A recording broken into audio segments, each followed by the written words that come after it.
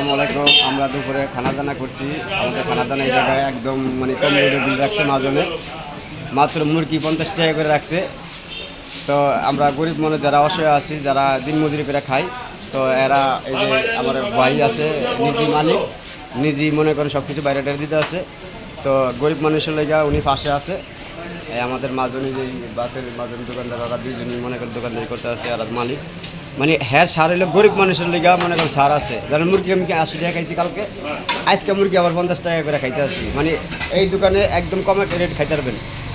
খিলকেত 18 নম্বর word, পূর্ব নামাপাড়া, পানি ভুল করে খিলকেত 18 নম্বর ওয়ার্ড, সামনে ফ্যাক্টরি গলি, পূর্ব নামাপাড়া। একদম মানে খাওয়া দাওয়ার বিল একদম কম, সীমিত। 4 জন মাত্র 230 টাকা 270 টাকা বিল হয়েছে।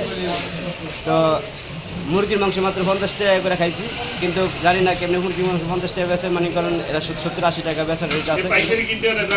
ওই উনি আবার মনে করেন পাইকারি রেট কিনে আনে, নিজে মাজন নিজেই মনে করেন সব কিছু মনে করেন নিজেই করতে আছে, কারণ কষ্ট করতে আছে। কারণ আপনি দুটা কর্মচারী বেতন রাখলে মনে করেন দুটা কর্মচারী বেতন তো দেখা গেছে 15-30 হাজার টাকা দিত, কিন্তু নিজেই মনে করেন সমুদ্র আছে যে পাবলিক খাইতে আছে, আমরা খাইছি। আমরা আশা করি যে এই সারা বাংলাদেশে যে এই তার মতন এরকম জনগণ যে দয়াশালী মানুষ আমরা দেখতে চাই। ভাই নাম কি? রনি ভাই।